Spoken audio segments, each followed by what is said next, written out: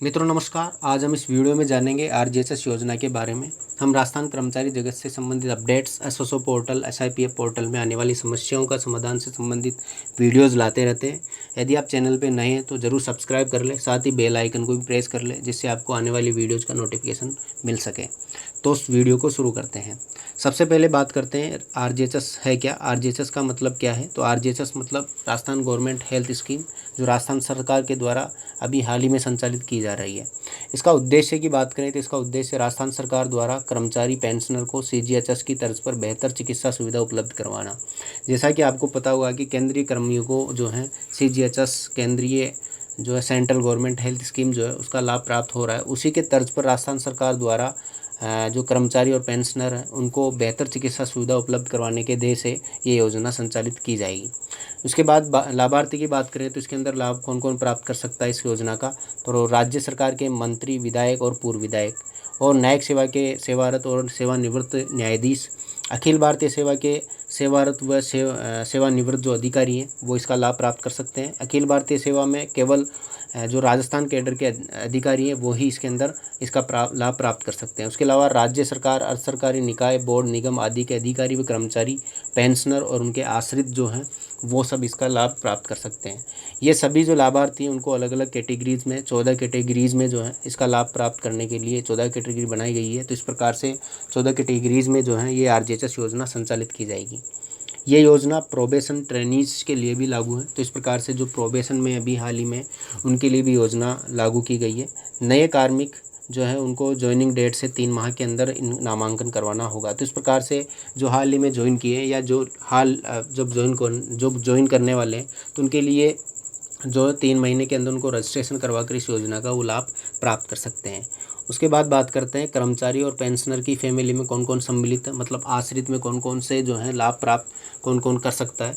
तो इसके अंदर कर्मचारी व स्पाउस मतलब पति या पत्नी, उसके अलावा आश्रित 25 वर्ष तक की 2 संतान, मतलब 2 संतानें जो 25 वर्ष तक की हो उनको ये लाभ प्राप्त हो सकता है। उसके अलावा माता पिता जो कर्मचारी के साथ रहता है, उनकी मासिक आय जो है 6,000 या उससे कम हो। तो इस प्रकार से इस योजना के अंदर वो माता पिता भी सम्मिलित किए जा सकते हैं। उसके अलावा बात करते हैं इस योजना में जो है ई वॉलेट जो है उससे संबंधित जो है इस योजना का लाभ प्राप्त कर सकते हैं। तो ई वॉलेट के क्या क्या फ़ायदे हैं उसकी बात करेंगे। सबसे पहले बात करते हैं ये योजना जो है अलग अलग 14 कैटेगरीज़ में जो है संचालित की जा रही है। 2004 के बाद सेवारत जो मतलब सेवा में आने वाले जो कर्मी, मतलब सीधा सा बात करें तो एनपीएस वाले जो कार्मिक हैं उनको ई वॉलेट के माध्यम से इस योजना का लाभ प्राप्त होगा। मतलब जो एनपीएस के जो कार्मिक हैं जो 2004 के बाद में इस सेवा में सम्मिलित किए हैं तो उनको जो है इस योजना का लाभ ई वॉलेट के माध्यम से प्राप्त होगा। ई वॉलेट राशि जो है वो एक वार्षिक रूप से 5 लाख प्रति परिवार होगी। मतलब कोई एक कार्मिक है तो उसके पूरे परिवार के लिए 5 लाख रुपए पूरे वर्ष भर के लिए होगा। तो इस प्रकार से इस ई वॉलेट राशि से वो जो है इस योजना का लाभ प्राप्त कर सकता है। 5 लाख तक का जो है वो खर्च इसमें से कर सकता है।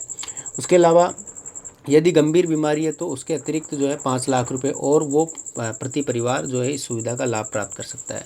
तो इसका मतलब सीधा सा देखें तो 5-5 मिलाकर कुल मिला के 10 लाख प्रति जो है वर्ष प्रति परिवार जो है इसका लाभ प्राप्त कर सकते हैं।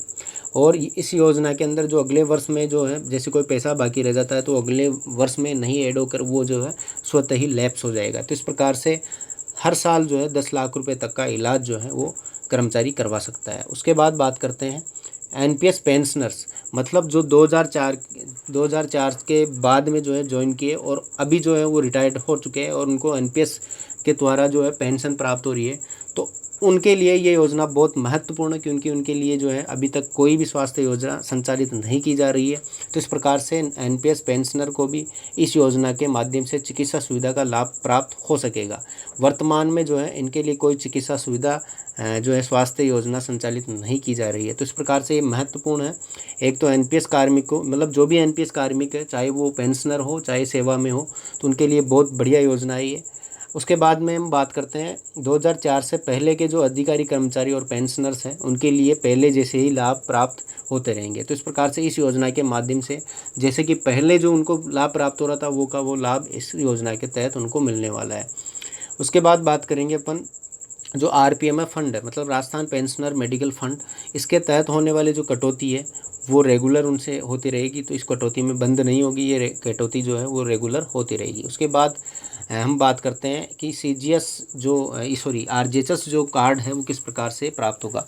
तो यदि हम राजस्थान सरकार स्वास्थ्य योजना का यदि लाभ प्राप्त करना चाहते हैं तो उसके लिए अपने को एक कार्ड बनाना होगा। तो कार्ड की क्या प्रोसेस है, मैं आपको बता दूं कि नेक्स्ट वीडियोज़ में हम RGHS योजना और जो राज्य मेडिकल में योजना है उसमें से बेहतर कौन सी योजना है उसके बारे में अलग से वीडियो लाऊंगा। उसके अंदर हम पूरा कंक्लूजन निकालेंगे कौन सी बेस्ट योजना है। अब सबसे पहले बात करते हैं कि RGHS जो कार्ड है उसको बनाने के लिए सबसे पहले अपने को RGHS जो है रजिस्ट्रेशन करना होगा। इसके लिए आपको सबसे पहले जो है SSO लॉगिन करना होगा। SSO लॉगिन करके वहाँ पर जो RGHS जो आइकन है उस पर क्लिक करना होगा। उसके बाद में हम RGHS पोर्टल पे चले जाएंगे। फिर अपने को जन आधार से एनरोलमेंट जो है उसको करना होगा।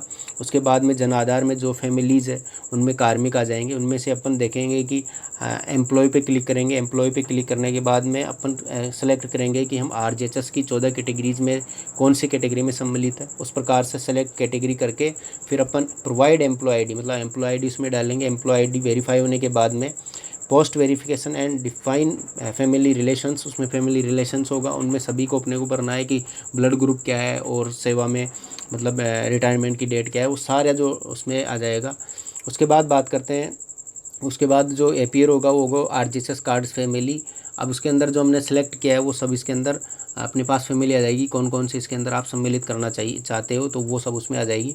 उसके बाद प्रोवाइड डिक्लेरेशन, उसके बाद में आपको एक चेक मार्क के द्वारा डिक्लेयर करना होगा। डिक्लेरेशन करके फिर आप इससे सबमिट कर सकते हैं। तो इस प्रकार से ये प्रोसेस है, आप रजिस्ट्रेशन कर सकते हैं। ये हमने जल्दी से जल्दी जो है करने की कोशिश की किस प्रकार से होगी। तो आप इसको यदि आप प्रैक्टिकली करोगे तो आपको आराम से रजिस्ट्रेशन सक्सेसफुल हो जाएगा। तो इस प्रकार से आपको केवल 2 चीज़ें चाहिए, जन आधार या भामाशाह। उसके अलावा एम्प्लॉय ID जो है आपको इसमें संबंधित आपको चाहिए। तो इस प्रकार से RGHS जो योजना है उसके लिए आपको कार्ड, बहुत महत्वपूर्ण कार्ड आप लोग बनवाना है। उसके बाद बात करते हैं कि इसके अंदर कौन कौन से चिकित्सालय हैं जहाँ पे अपन अब इलाज करा सकते हैं। तो इसके अंदर जो है आप चिकित्सालय के अंदर सरकारी अस्पताल के अंदर इलाज करा सकते हैं।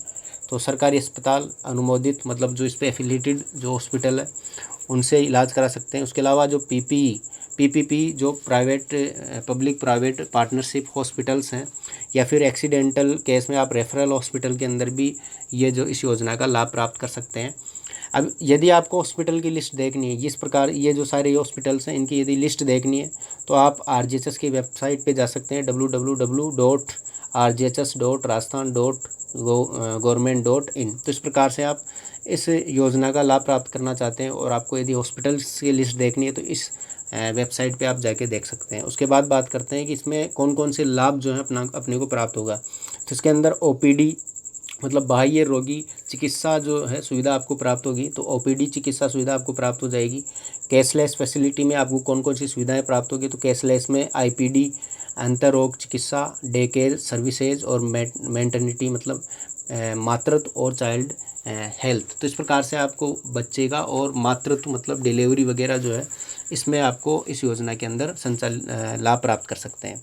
इसके अंदर डे केयर के अंदर हम देखें तो इसके अंदर जो है डे केयर के अंदर जो ऐसी सुविधाएं जो 24 घंटे के अंदर संचालित की जाती है, जैसे सर्जरी करना होता है या कोई पेट से जो है कोई पथरी हो जाती है तो उस पथरी को निकालना, इस प्रकार से बहुत सारी जो है ऐसी बीमारी होती है जो केवल 24 घंटे के अंदर ही उसका इलाज संभव है। तो उस प्रकार से 24 घंटे के अंदर जो कम समय में होने वाली जो इलाज है वो डे केयर सर्विसेज के अंदर आएंगे।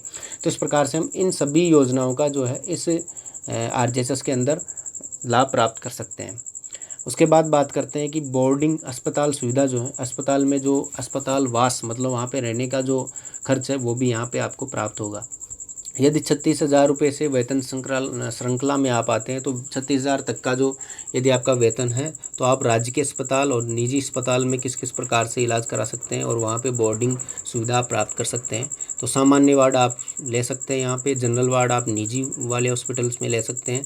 36,000 से 63,000 तक का यदि वेतन है तो फिर कॉटेज आप प्राप्त कर सकते हैं, निजी अर्ध निजी वार्ड जो आप प्राप्त कर सकते हैं निजी अस्पताल में। उसके अलावा 63,001 से यदि आपका आय अधिक है, वेतन अधिक है, तो फिर आप डिलक्स में सुविधा प्राप्त कर सकते हैं और निजी वार्ड जो है आप बोर्डिंग सुविधा का लाभ प्राप्त कर सकते हैं। उसके अलावा क्या हम गैर अनुबंधित जो हॉस्पिटल्स हैं उसमें भी इलाज करा सकते हैं? तो आपको गैर अनुबंधित चिकित्सा केवल उसी कंडीशन में करवानी है जब आप आपातकाल की स्थिति में हो, मतलब ये केवल आपातकालीन परिस्थिति में ही कुछ बीमारियों में इलाज संभव है। तो इस प्रकार से आप गैर अनुबंधित का मतलब है कि ऐसी चिकित्सालय जो इस योजना के अंदर कवर नहीं होते हैं, तो उसके अलावा भी आप इलाज करवा सकते हैं, केवल आपको आपातकालीन स्थिति में ही करवाना होगा। और इस प्रकार से आपने यदि इलाज करा लिया तो उसका पुनर्भरण जो है CGHS दर पर किया जाएगा और ऑनलाइन आवेदन करना होगा। उसके बाद कौन कौन सी कंडीशंस ऐसी हैं, मैं एग्जांपल देता हूँ, जैसे accidental case, delivery case, swine flu, dengue flu और कोविड-19। तो कोविड-19 का जो इलाज है वो भी आप इस योजना के तहत करवा सकते हैं। तो इस प्रकार से गैर अनुबंधित चिकित्सालय में भी आप कोविड-19 का इलाज कराकर इस योजना का लाभ प्राप्त कर सकते हैं। तो इस प्रकार से ये योजना है। यदि आप इनके अलावा कुछ गंभीर बीमारियों का यदि कुछ प्राप्त करना चाहते हैं PDF, या फिर आपको इन आपातकालीन बीमारियों में कौन कौन सी बीमारियां संचालित की जा रही है, तो वो आप ऑनलाइन जाकर आप देख सकते हैं। तो आप ऑनलाइन जाने के लिए मैंने पहले वेबसाइट बता दी, तो उस वेबसाइट पे जाके आप सारा देख सकते हैं। उसके बाद बात करते हैं RGHS योजना में कौन कौन सी महत्वपूर्ण बिंदु हैं। तो उसके महत्वपूर्ण बिंदु में सबसे पहले अपन देखते हैं कि जिन सदस्यों का नाम परिवार जन आधार में नहीं जुड़ा हुआ, तो उनको ये लाभ प्राप्त नहीं हो सकता। यदि आप ऐसा कोई है आपका सदस्य जिनका नाम जो है जनाधार में नहीं जुड़ा हुआ, तो वो इस योजना का लाभ प्राप्त नहीं कर सकता जब तक कि उसका नाम नहीं जुड़ा हुआ है। तो लाभ प्राप्त करने के लिए जनाधार में नाम जुड़वाना होगा। उसके बाद बात करते हैं जनाधार में 1 वर्ष से कम उम्र के बच्चे का नाम नहीं जुड़ा होने पर इस योजना का लाभ प्राप्त होगा।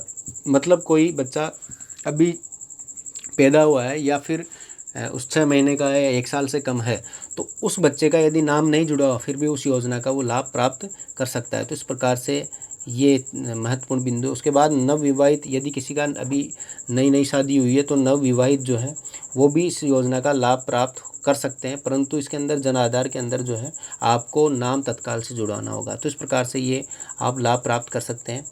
अब उसके बाद महत्वपूर्ण बात, ये पॉइंट जो है सभी के क्लियर नहीं हो पा रहा है, तो उसकी बात हम कर लेते हैं। सबसे पहले, एक ही जन आधार से क्या RGHS और चिरंजीवी योजना के लिए अपन उपयोग में ले सकते हैं? तो बिल्कुल नहीं ले सकते। केवल आप जो है RGHS योजना का ही लाभ ले सकते हैं। यदि कोई सोचे कि मैं एक ही जनाधार से RGHS और चिरंजीवी योजना का यदि लाभ प्राप्त कर लूँ, तो ऐसा संभव नहीं है। केवल RGHS योजना का ही आप लाभ प्राप्त कर सकते हैं। तो इस प्रकार से महत्वपूर्ण अपडेट थी। कार्ड की अनिवार्यता, यदि आप अस्पताल में जाते हैं और इस योजना का यदि लाभ प्राप्त करना चाहते हैं, तो क्या आपको कौन कौन से डॉक्यूमेंट्स की आवश्यकता होगी? तो आपको अनिवार्य डॉक्यूमेंट्स तो ले जाना ही है। साथ में ही अस्पताल में भर्ती होते हो तो उस समय केवल आपको एक जो कार्ड की अनिवार्यता होगी, कार्ड आपको ले जाना होगा। तो इस प्रकार से ये कुछ गलती हो गई है। तो अस्पताल में भर्ती के समय जो है आपको कार्ड जो है अनिवार्य रूप से ले जाना है। यदि आप कार्ड ले जाना भूल जाते हैं परंतु आपको कार्ड नहीं मिल रहा है या कुछ कंडीशंस ऐसी हो रही है, तो आप उस कंडीशन में जो है RGHS कार्ड नंबर बताकर आप आपका इलाज करवा सकते हैं। मतलब आपको यदि कार्ड नहीं है तो कार्ड नंबर जो है आपको कार्ड नंबर आपको अनिवार्य रूप से लिख कर लेके जाना है। और आप जो है कार्ड ले जाकर नहीं ले जा सकते तो कार्ड नंबर बताकर आप इसका इलाज करा सकते हैं। तो इस प्रकार से आज RGHS योजना में हमने ये सारे जो टॉपिक्स वो क्लियर किए। नेक्स्ट वीडियोज़ में जो है RGHS योजना और राज मेडिकल क्लेम योजना है, उन दोनों में डिफरेंस क्या है, दोनों में से बेस्ट कौन सी है, उसके बारे में नेक्स्ट वीडियो लाएंगे। तो इस प्रकार से ये वीडियो आपको अच्छा लगा है तो ज़रूर लाइक कीजिए, जिससे हमारा मोटिवेशन बना रहे। इस वीडियोज़ में आप जो है बहुत महत्वपूर्ण बातें हैं, यदि आप सहकर्मियों के साथ और मित्रों के साथ ज़रूर शेयर कीजिए, जिससे उनको महत्वपूर्ण जानकारी प्राप्त हो सके। किसी प्रकार की SSO या SIPF NPS में संबंधित समस्याएं जो आपको आ रही है वो कमेंट करके ज़रूर बताएं। ये वीडियो आपको अच्छा लगा है तो ज़रूर शेयर कीजिए और सहकर्मियों मित्रों के साथ बिल्कुल ज़रूर शेयर कीजिए। आप सब्सक्राइब करें या नहीं करें, शेयर ज़रूर करिए। धन्यवाद।